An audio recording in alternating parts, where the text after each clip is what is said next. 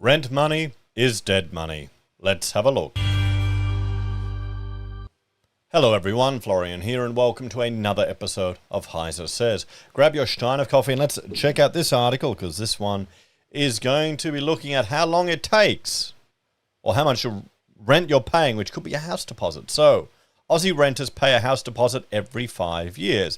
We've all heard is it a meme? It probably is. The rent money is dead money. Well, you know, renting does have its advantages. You're not locked in a location. You've got more flexibility and freedom. You don't have to pay all the maintenance costs.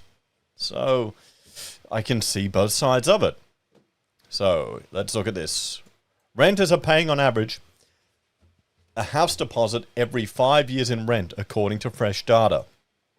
The research from the Parliamentary Library, commissioned by the Greens, compiled by the ABS, compiled Australian Bureau of Statistics data and estimated the average renter had paid $106,550 per household over the period. So 100 grand over 5 years, they're paying 20 grand rent. That's not too bad, guys. Over 10 years, the data indicated a household had paid $209,000 in rent. Well, yeah, because you're paying for a service, the use of a property. But the library warned the data relied on a number of very broad assumptions, including an average rent of $401 per week paid. Don't worry, the Greens don't care about that. They just want to make their political statements. You don't need to worry too much about the facts and reality. Don't worry about that. That's not important for the Greenies. They do not reflect any particular individual circumstance, it said. A third of Australia's roughly 10 million households are renters. A third own their own home outright, and a third have a mortgage. Supercharged by an influx of migration and supply shortage, rental prices have soared 7.9% annually, the largest since the GFC. Greens housing spokesman Max Chandler Mather said, "For many, the cost of rent made it impossible to save for a deposit." Oh, please don't call for rent caps, but they're going to. The Greens want their rent caps, and it's never worked. Never worked anywhere in the world. It always causes more problems.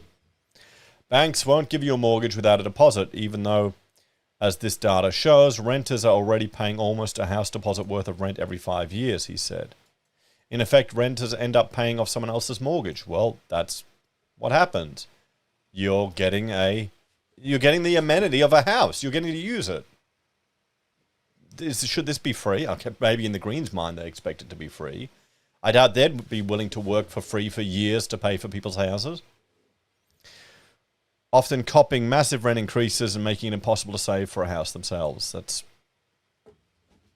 That's just how life is sometimes. You got to move somewhere cheaper or find a way to make ends meet or cut some luxuries out of life to save. In September, the minor party agreed to pass the government's Housing Australia Future Fund in return for a further $1 billion spent on public and community housing. They shouldn't have capped it at a number. They should have capped it at a number of properties. Okay? That would have been a lot smarter. It failed to secure its ultimate ask, a cap or freeze on rents. At the time, the Greens indicated they would turn their focus to Labor's Help to Buy shared equity scheme. Oh, shit. What do you think's worse? Labor's Help to Buy shared equity or the coalition's proposal of allowing people to take money and using part of their super? I would prefer super because it's your own money. Keep the government's greedy mitts out of your property. But there you go. Shared equity. Awesome. So, targeting renters across Labor-held Melbourne and Sydney seats. The scheme, which would help 10,000 prospective buyers, see only 10,000 a year, by taking an equity stake in their home would pave the way for smaller deposits. The average house deposit in Australia in 2023 is $159,000 according to SQM research. Anthony Albanese announced at Labor's national conference in August that the scheme would be up and running in 2024. The Prime Minister has repeatedly ruled out a rent freeze or a cap as it is outside the federal government's jurisdiction. Mr. Chandler Mather said the freeze would give renters the chance to catch a breath and maybe start to save a little money for themselves. Okay, well, let's have a chat about this one, guys. You know, if you go back and look at some of the historical footage that's out there of Australia and the housing affordability issues, it seems to have been around forever. Even back in the 60s, people were complaining, in the 70s, young people were complaining about how expensive it is to get into housing, how much it costs to get into there. You know, all the people coming and swooping up the properties.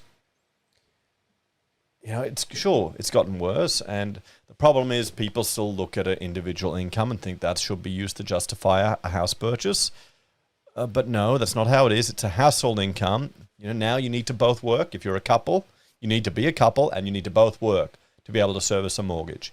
You can't have a stay-at-home wife. You can't have a stay-at-home house husband. No one can take care of the kids. That's the government's job.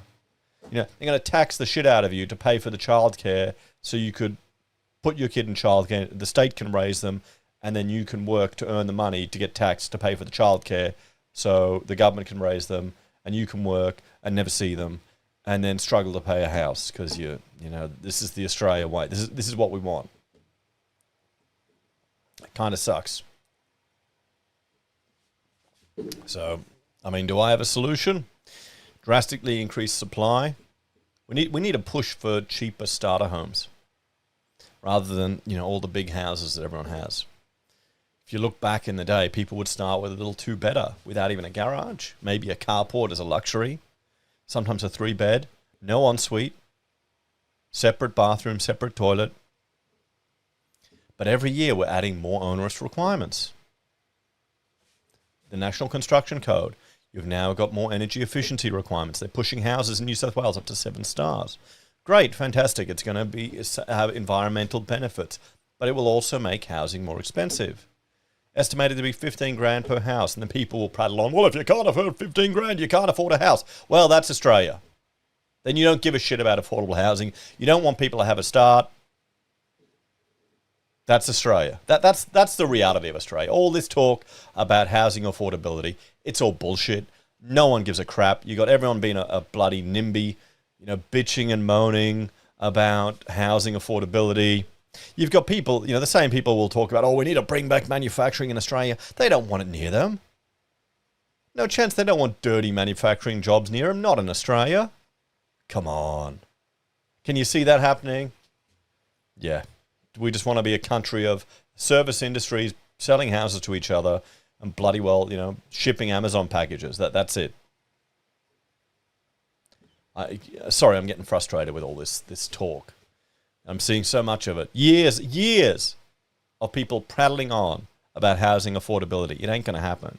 You've got a whole culture of people who are sitting waiting on the sidelines, hoping for a crash in housing prices to hit the market as their only hope of getting into the market, not really appreciating the damage that would cause to the whole economy and the mountains of evidence that the government would step up and just artificially intervene in the market. Housing is a tool the government uses to stimulate the economy. It's no longer seen as a way of bridging the class divide as it was in the past. Australia's changed. It's not going to be the same. We're not the same country we were when my parents immigrated over here to a land of opportunities. We're becoming, I'd say, more mature and more stale. So the opportunities just aren't going to be there. And you've got people who want to buy in the same suburb that they grew up in. They can't afford it. The suburbs changed. The amenities changed. You got to move further out. You got to move to a shitter part of the country, not even the city.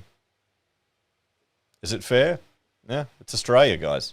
People don't give a shit. Okay, 10,000 people for housing affordability scheme where you're going to have shared equity, where the government's going to get involved in your business. Come on. Anyway, let me know your thoughts and opinions on this one, guys. Is rent money dead money? Are the Greens the savior of housing affordability? Or is it just more and more bullshit? Okay. Can you tell I'm getting pissed off? I'll see you next time.